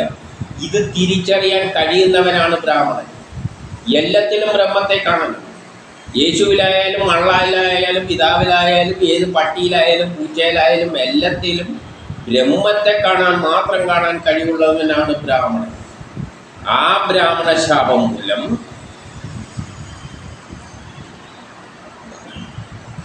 അതൊരു അനിവാര്യമാണെന്ന് മനസ്സിലാക്കിയ അവർ, അതൊരു ആവശ്യമായിരുന്നു. കാരണം നമ്മളെ അഹങ്കാരം, നമുക്ക് സത്യം മനസ്സിലാക്കാൻ പറ്റിയില്ല, പെരുമാറാൻ പറ്റിയില്ല. അതുകൊണ്ട് ആ ഒരു ശാപം നല്ല തന്നെയാണ്. ആ ശാപത്തിലൂടെ എന്ത് ചെയ്യാം? നമുക്ക് മോക്ഷം നേടാം. പ്രായശ്ചിത്തം വേണമല്ലോ. അതുകൊണ്ട് ആ ശാപത്തിലൂടെ നമുക്ക് ഇരുവർക്കും ശാപമോക്ഷം കിട്ടും. ഇതൊരു ശാപമോക്ഷമായിട്ട് ഇങ്ങനെ ജനിച്ചാൽ മതിയല്ലോ ഭൂമിയിൽ. അപ്പം നമ്മൾ ആ പാപമെല്ലാം തീർന്നു. അതുകൊണ്ട് അതൊരു മോക്ഷമായി കണ്ടുകൊണ്ട് അവരുടെ പാദത്തിൽ അവരെ സാഷ്ടാംഗം പ്രണമിച്ചു. ആ പിറ്റു കുഞ്ഞുങ്ങളെന്ന് തോന്നുന്നവരുടെ പാദത്തിൽ സാഷ്ടാംഗം പ്രണമിച്ചു. 36 പറയുകയാണ്, തെറ്റ് ചെയ്തവരായതിനാൽ ദണ്ഡനം ഏൽപ്പിക്കപ്പെടുന്നത് നന്നായി. അതായത് ശിക്ഷ, തെറ്റ് ചെയ്തവർ ശിക്ഷ ഏറ്റുകഴിഞ്ഞാൽ പിന്നെ ആ പ്രശ്നം തീർന്നല്ലോ. അത് നമ്മുടെ ഈശ്വരാതിക്രമ ദോഷത്തെ മുഴുവൻ പരിഹരിക്കുമല്ലോ. അതോടുകൂടി ആ ചെയ്ത ദോഷം, ഈശ്വരനെതിരായിട്ട് ചെയ്ത, ഈശ്വരഹിതത്തിനെതിരായി ചെയ്ത ആ പ്രവൃത്തിക്കെതിരായിട്ടുള്ള ചെയ്തതിൻ്റെ ഒരു ശിക്ഷയായി മാറും. അതൊരു പരിഹാരമായിട്ട് മാറും. അങ്ങനെ താഴോട്ടേക്ക് പോകുമ്പോൾ എന്തായാലും അത് പ്രകാരം കീഴോട്ടേക്കാണല്ലോ പോകുന്ന നമുക്ക് പ്രായശ്ചിത്തമായിട്ട്, അതിനെ പ്രായശ്ചിത്തത്തിൻ്റെ ഫലമായിട്ട് ഒരു ശാപമോഷം നല്ല കൊടുക്കുമല്ലോ. അതുപോലെ ഭഗവൻ സ്മരണ അപഹരിക്കുന്ന ബുദ്ധിനാശം സംഭവിക്കരുത്. ഭഗവാൻ എപ്പോൾ ഓർമ്മിച്ചുകൊണ്ടിരിക്കുന്ന ആ ഒരു നമ്മുടെ സ്വഭാവം ഇല്ലാതായി പോകരുത് എന്നതാണ് പ്രായശ്ചിത്തമായിട്ട് ആവശ്യപ്പെടുന്നത്, അല്ലെങ്കിൽ ഒരു ശാപമോക്ഷമായിട്ട് ആവശ്യപ്പെടുന്നത്. ഇതിന് 37 പറയുന്നു. അപ്പോൾ ഇവിടെ എന്താണ് മനസ്സിലാക്കേണ്ടതെന്ന് വെച്ച് കഴിഞ്ഞാൽ, യഥാർത്ഥ ഈ ജയവിജയംനാല് ആ ബ്രഹ്മത്തിൻ്റെ കൂടിയായിരുന്നു. അതായത് ആദ്യമുള്ള പ്ലാന്, പ്രപഞ്ചം ഉണ്ടാകുന്നതിനെക്കാട്ടി മുമ്പിൽ നമ്മളും എല്ലാം ഇതിനകത്തുണ്ട് എന്ന് പറഞ്ഞാൽ ഇവിടവും അവിടെ ഉണ്ടായിരുന്നു. അപ്പോൾ അത് കഥയിൽ അവരെ കാവൽക്കാരായിട്ട് ചിത്രീകരിച്ചു എന്നേ ഉള്ളൂ. പിന്നെ ഭൂമിയിലേക്ക് അവർ വരുമ്പോഴാണ് സൃഷ്ടിക്രമം നടക്കുന്നത്. ആ ശക്തികളെല്ലാം ഭൂമിയിലേക്ക് വരുമ്പോൾ അവരുടെ റോള് എന്ന് പറയുന്നത് ഈ സൃഷ്ടിക്ക് എതിരായിട്ടുള്ള പ്രവൃത്തി, അസുര സ്വഭാവം കാണിക്കുകയാണ്. അവിടെ ദേവനായിട്ടിരുന്നെങ്കിലും ഭൂമിയിലേക്ക് വരുമ്പോൾ ഇവർ അസുരരായിട്ടാണ് വരുന്നത്. എന്താണ് പ്രപഞ്ച സൃഷ്ടിക്ക് തടസ്സമായി നിന്നത്? ഭൂമിയെ ഉയർത്തുമ്പോൾ അതിനെ പിടിച്ചു വെച്ച്, അതും ഒരു തരം ഭൂമിയുടെ കസ്റ്റഡിയിൽ വെക്കുകയായിരുന്നു. അവിടെയും കാവൽക്കാരുമായി ഇവിടെയും ഭൂമിയുടെ കാവൽക്കാരനായിട്ട് ആർക്കും കൊടുക്കാതെ നിൽക്കുന്ന അതേ സ്വഭാവം തന്നെയാണ് ഇവിടെയും ഉള്ളത്. ഭൂമിയിലും ഇവർ പിടിച്ചു വെച്ചിരിക്കുകയായിരുന്നു, ഭൂമിയുടെ കാവൽക്കാരായിട്ട് കൊടുക്കില്ല എന്നും പറഞ്ഞുകൊണ്ട്. അപ്പം ആ നാരായണൻ വന്നിട്ട് അതിനെ മറികടന്നിട്ടാണ് എടുത്തു കൊണ്ടുപോയിട്ട് സൂര്യൻ്റെ ഭ്രമണപഥത്തിൽ വെക്കുന്നത്. അപ്പം 37 പറയാണ്, ഇതറിഞ്ഞ സർവജ്ഞനാൻ സർവ സജ്ജന മനോജ്ഞനുമായ ഭഗവാൻ നാരായണൻ. അപ്പം ഇത് നാരായണൻ അറിയാലോ, നാരായണനാണല്ലോ ഈ ലോകത്തിലുള്ള എല്ലാമായിട്ട് മാറിയതും എല്ലാത്തിലൂട്ടി ആക്ട് ചെയ്യുന്നത്. അപ്പം നാരായണൻ അതറിയാം, ഇവിടെ ഇതെല്ലാം സംഭവിക്കുന്നുണ്ട്, സനകാദികൾ വന്നിട്ടുണ്ട്. ഇതറിഞ്ഞ നാരായണൻ എന്ത് ചെയ്തു? ശ്രീദേവിയോടുകൂടി മഹാമുനിമാരുടെ മുന്നിലേക്ക് എഴുന്നള്ളി. എന്നിട്ട് 38 പറയാണ്, ഞങ്ങളുടെ സമാധിയിൽ തൃപ്തിയായി ഇപ്പം സമാധി എന്ന് പറഞ്ഞാൽ ബ്രഹ്മവുമായിട്ട് ചേരുന്ന അവസ്ഥയാണ്. ഇപ്പോൾ ഇവരിങ്ങനെ സഞ്ചരിച്ചിട്ട് ആ നാരായണനുമായിട്ട് ചേരാനല്ലേ പോകുന്നത്. നാരായണ മുന്നിൽ വന്ന് നിൽക്കുകയും ചെയ്തു. അപ്പം പിന്നെ അതിനകത്ത് ചേരുന്ന അവസ്ഥയിലേക്ക് എത്തി. എന്നിട്ടോ അരയന്നത്തിൻ്റെ പ്രഭയോട് ചേർന്ന ചാമരങ്ങളെല്ലായിട്ട് അപ്പോൾ ഒരു വർണ്ണന കൊടുക്കുകയാണ്. നാരായണൻ വരുമ്പോൾ വലിയ വെൺചാമരെല്ലാം കാറ്റിനാൽ വീശിക്കൊണ്ട് നല്ല മന്ദമാരുതനോടുകൂടി ആ ചാമരങ്ങളെല്ലാം അരയന്നങ്ങൾക്ക് പ്രഭയോടുകൂടിയ ചാമരെല്ലാം വീശിക്കൊണ്ട് വെൺകൊറ്റ കുടയുമെല്ലാമായിട്ടാണ് എഴുന്നള്ളിയ ഭഗവാനെ അവർ നേരിൽ കണ്ടു. അപ്പം ഭഗവാനെ ഒരു രൂപത്തിൽ വർണ്ണിച്ചു, സുന്ദരമായ രൂപത്തിൽ വർണ്ണിച്ചു എന്നേ ഉള്ളൂ. ഇനി 39 മുതൽ 21 വരെ ഈ വർണ്ണന തന്നെയാണ്. ഈ 39 മുതൽ 41 വരെയുള്ള ഈ വർണ്ണനയിൽ ഭഗവാന്റെ വർണ്ണന ചുരുക്കി പറയുകയാണ്. ഇവിടെ ചുരുക്കി പറയുകയാണ്, അതിനെ കുറച്ച് വിസ്തരിച്ച് പറഞ്ഞിട്ടുണ്ട്.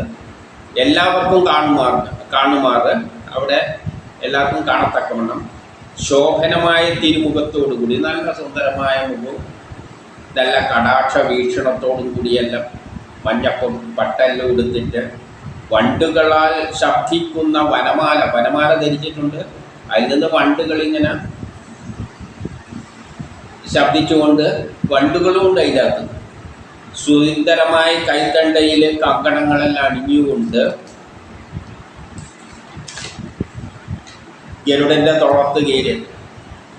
പുറത്ത് ഇരുഹസ്തത്തിലും താമര ഇങ്ങനെ വീശിക്കൊണ്ട് കിരീടം ധരിച്ചുകൊണ്ട് കഴുത്തിൽ മുത്തുമാലയുമായിട്ട് കൗസ്തുഭ രത്നമെല്ലാം അണിഞ്ഞുകൊണ്ട് ആ ഭഗവാനെ അവർ കണ്ടു.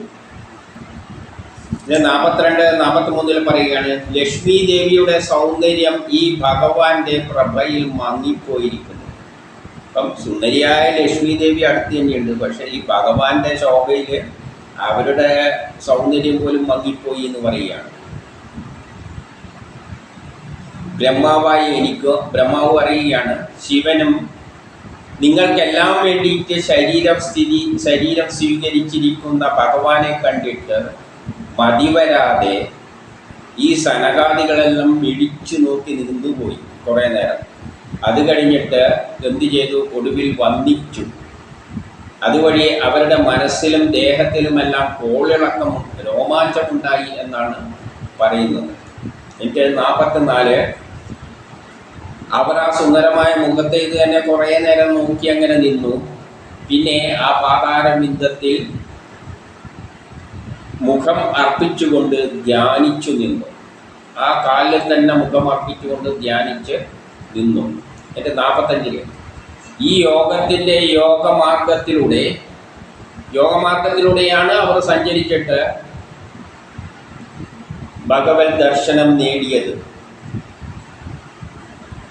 എന്നിട്ട് അവർ ആ വൈകുണ്ഠപതിയെ സ്തുതിക്കുന്നതാണ് അടുത്തതിൽ പറയുന്നത്. എൻ്റെ 46 പറയാണ്, യാതൊരു ഭഗവാൻ ഹൃദയത്തിൽ പുഞ്ചിരിക്കുന്നവനെങ്കിലും, അതായത് ഇങ്ങനെയുള്ള ഭക്തരുടെ ഹൃദയത്തിൽ ഭഗവാൻ എന്ത് ചെയ്യും? പുഞ്ചിരി തൂക്കിക്കൊണ്ട് നിൽക്കും. എന്നാൽ ദുർബുദ്ധികളിൽ നിന്നും അകന്നിരിക്കുകയും ചെയ്യും. അപ്പം ആ ഭഗവാനെ ആശ്രയിക്കുന്നവരുടെ മുമ്പിൽ പുഞ്ചിരി തൂക്കിക്കൊണ്ട് വരും, അല്ലാത്തവരിൽ നിന്ന് അകന്നു നിൽക്കുകയും ചെയ്യും. അങ്ങനെയാണ് ഞങ്ങളുടെ നേത്രങ്ങൾക്ക് അങ്ങയെ കാണാൻ സാധിച്ചത്. കാരണം നമ്മൾ എല്ലാം വിട്ടിട്ട് അങ്ങേരെ തന്നെ ആ വഴിയിലൂടെ സഞ്ചരിച്ചതാണ്. ഭഗവാനിൽ നിന്നും ഉത്ഭവിച്ച നമ്മുടെ പിതാവായ ബ്രഹ്മദേവനിൽ നിന്നാണല്ലോ, അങ്ങയിൽ നിന്നാണല്ലോ ബ്രഹ്മദേവൻ ഉത്ഭവിച്ചത്. ആ ബ്രഹ്മദേവൻ നമ്മുടെ പിതാവ്, അതായത് അശ്വിനി ഇവരുടെ സനകാദികളുടെ. അപ്പം ബ്രഹ്മദേവന്റെ ഉപദേശത്താലാണ് നമ്മൾക്ക് ഈ ബുദ്ധി ലഭിച്ചതും അങ്ങയെ പ്രാപിച്ചതും. ഇനി 47 പറയുകയാണ്, അങ്ങയുടെ കൃപ കൊണ്ടാണ് ഇത് നമുക്ക് വിരക്തി ഉണ്ടായത്. അപ്പം ബ്രഹ്മസാക്ഷാത്കാരത്തിന് ഏറ്റവും വേണ്ടത് എന്താണ്? വിരക്തി. അപ്പം ആദ്യം ഉണ്ടാകുന്ന വസ്തുക്കളെല്ലാം ഇവിടെ സനകാദികൾ പൂർണ്ണമായും എല്ലാ നിലയിലും പൂർണ്ണമാണ്.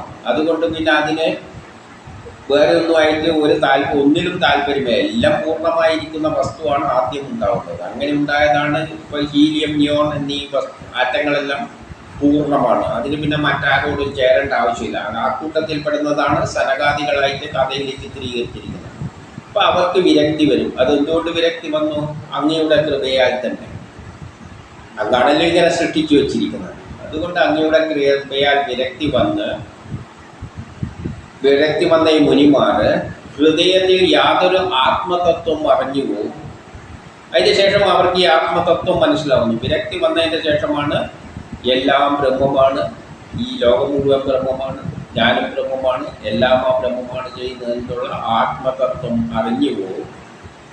അങ്ങനെ ആത്മതത്വത്തിലൂടെ ഞങ്ങൾ നിന്തിരുവടിയെ അറിയുന്നു. ഇനി 48. എനിക്കിവിടെ വേറൊന്നും പറയുകയാണ്. നിന്തിരുവടിയുടെ ചരിത്രത്തിൽ രസം അറിയുന്നവരും. എന്നാലും ചിലർക്കെല്ലാം ഈ ഭാഗവതത്തിൽ വലിയ രസം തോന്നുന്ന ആത്മീയവാദികളുണ്ട്. ഇന്നുള്ള ആത്മീയവാദികളെല്ലാം ഭാഗവതം എല്ലാം പറഞ്ഞുകൊണ്ട് ഭാഗവതവും പാടി നടക്കുന്ന കക്ഷികളാണ് ഭൂരിപക്ഷവും. അപ്പം നിന്തിരുവടിയുടെ ചരിത്രത്തിൽ രസം അറിഞ്ഞ കഥയെന്ന രൂപത്തിൽ അങ്ങനെ രസം പിടിച്ച് നടക്കുന്നവരാണ്. ഭഗവത് പാദത്തിൽ ശരണം പ്രാപിച്ചവരുമാണ്. എപ്പോഴും ഭഗവാനെ പറ്റി സംസാരിക്കുമ്പോൾ എല്ലാം ഞാൻ ഭഗവാന്റെ ഭക്തനാണ് എന്നെല്ലാം പറഞ്ഞു നടക്കുന്ന ചിലർ നിന്തിരുവടികളുടെ വിക്ഷേപങ്ങളാൽ പേടിയോടുകൂടി ഇന്ദ്രിയാദികൾക്ക് അടിമയായി അവർ ആത്മീയം പറയുകയും ചെയ്യും. ഭഗവത്ഗീതയെ പറ്റിയും ഭാഗവതമെല്ലാം പാടി നടക്കുകയും ചെയ്യും. എല്ലാം ദൈവത്തിൻ്റെ ആളാണെന്ന് പറഞ്ഞ് നടക്കുകയും ചെയ്യും. പക്ഷേ അദ്ദേഹം ആ ശക്തിയുടെ വിക്ഷേപങ്ങളാൽ അതിൽ ഭ്രമിച്ച് ഇന്ദ്രിയാദികൾക്ക് അടിമയായി, അതേസമയം ഭൗതിക സുഖത്തിൻ്റെ പിന്നാലെയാണ് ഇവരുടെ എല്ലാം പോക്ക്. അവരെന്ത് ചെയ്യുന്നില്ല? അവർ മോക്ഷത്തെപ്പറ്റി ചിന്തിക്കുന്ന പോലുമില്ല. നമുക്കറിയാലോ ഇന്നുള്ള ആത്മീയവാദികൾ എന്താണ് ചോദിച്ചു കഴിഞ്ഞാൽ, ഭഗവത് കഥകളെല്ലാം പാടി നടക്കും, നമ്മൾ ഭയങ്കര ഈശ്വരൻ്റെ ആൾക്കാരാണ് എന്ന് പറയും. എന്നിട്ട് ചെയ്തു കൂട്ടുന്നത് മുഴുവൻ എന്താണ്? ഭൗതിക സുഖങ്ങളുടെ പിന്നാലെ മായക്കടിമപ്പെട്ട് നടന്നിട്ട് ഈ മോക്ഷം അറിയുന്നില്ല. ഈ മോക്ഷമാർഗം എന്താണ്? മോക്ഷം എല്ലാം വിട്ടിട്ട് എല്ലാം കാണുന്നതിലെല്ലാം ഹിന്ദു ആയാലും മുസ്ലിം ആയാലും ക്രിസ്ത്യാനായാലും ബ്രാഹ്മണനായാലും ക്ഷത്രിയനായാലും വൈശ്യനായാലും തമിഴനായാലും എല്ലായാലും പട്ടിയായാലും പൂച്ചയായാലും എല്ലാം ബ്രഹ്മമാണ് എന്നൊരു ചിന്ത വെച്ച് ആർക്കാണുള്ളത്? ഈ നാട്ടിൽ ആത്മീയവാദികൾക്കൊന്നും കുഴപ്പമൊന്നുമില്ല. എല്ലാവരും ഭാഗവതവും ഗീതയും പറഞ്ഞ് നടക്കുന്നവരാണ്. എല്ലാം ദൈവത്തിൻ്റെ ഭക്തന്മാരാണ്. പക്ഷേ ഈ മുക്തിമാർഗം അവരറിയുന്നില്ല. യഥാർത്ഥത്തിൽ ഭക്തി എന്ന് പറയുന്നത് ഇതെല്ലാം വിട്ട് എല്ലാത്തിലും ബ്രഹ്മത്തെ കണ്ട് എല്ലാം ഉപേക്ഷിച്ചിട്ട് പോകലാണ്. അതാരും അറിയുന്നില്ല. ഇനി 49 എന്നിട്ട് സനകാദികൾ പറയുകയാണ്, ഞങ്ങളുടെ മനസ്സ് എപ്പോഴും ഭഗവാന്റെ കാൽപാദത്തിൽ നമ്മൾ അർപ്പിച്ചിരിക്കുന്നു. വാക്കുകളോ ഭഗവാന്റെ തൃപ്പാദത്തിൽ തന്നെ. പിന്നെ ഭഗവാന്റെ വാക്കുകളെല്ലാം കാതുകളിൽ നിറച്ചിരിക്കുകയാണ്. ഭഗവന്റെ ഗുണഗണങ്ങളെല്ലാം കാതുകളിൽ നിറച്ചിരിക്കുകയാണ്. അങ്ങനെയുള്ള ഞങ്ങൾ എന്തെങ്കിലും പാപമെല്ലാം ഉണ്ടെങ്കിൽ ഏതെങ്കിലും നരകത്തിൽ ജനിച്ചാലും കുഴപ്പമില്ല, നരക യോനിയിൽ ജനിച്ചാലും കുഴപ്പമില്ല. അത് നമ്മൾക്ക് എന്ത് സംഭവിച്ചും കൊള്ളട്ടെ, നമുക്കത് പ്രശ്നമൊന്നുമില്ല. നമ്മൾ ഏത് യോനിയിൽ ജനിച്ചാലും അതിലൊന്നും നമുക്കൊരു പ്രശ്നമേ ഇല്ല. നമ്മളെന്ത് ചെയ്തു? നമ്മളെ മനസ്സും വാക്കുകളും കേൾവിയും ചെവിടും എല്ലാം അതിനായി മാറ്റി വെച്ച് കഴിഞ്ഞാൽ ഏത് യോനിയിൽ ജനിച്ചാലും ഒരു പ്രശ്നമില്ല. എത്ര നീചമായ യോനിയിൽ ജനിച്ചാലും കുഴപ്പമില്ല. അതുകൊണ്ട് നമുക്ക് ഒന്നും സംഭവിക്കാൻ പോകുന്നില്ല. എന്ത് ചെയ്താൽ മതി? നമ്മളെ മനസ്സ് അതിൽ, അതായത് ഏത് വിഭാഗക്കാർക്കും ഈ സനകാദികളെ പോലെ അവിടെ എത്തിച്ചേരാൻ പറ്റും. ഇനി അവസാനത്തെ മന്ത്രം 50-ാമത്തെ. ഇത് സനകാദികൾ പറയുകയാണ്, സർവനിയന്താതാവായ അങ്ങയുടെ സ്വരൂപം നമുക്ക് പ്രത്യക്ഷമായി. അങ്ങയുടെ സ്വരൂപത്തിൽ നമുക്ക് ദർശിക്കുവാൻ കഴിഞ്ഞു. നമ്മുടെ കണ്ണുകൾ ആനന്ദത്തെ പ്രാപിച്ചു. ജിതേന്ദ്രിയരല്ലാത്തവർക്ക് ഇങ്ങനെ സാധിക്കുകയില്ല. ഈ ദർശനം ലഭിച്ച ഞങ്ങൾ നിൻ തിരുവടിക്ക് നമോഭാവം അർപ്പിച്ചു കൊള്ളട്ടെ എന്ന് പറഞ്ഞുകൊണ്ട് സനകാദികൾ ഇവിടെ നിർത്തുകയാണ്. ഇനി അടുത്ത അധ്യായത്തിലേക്ക്.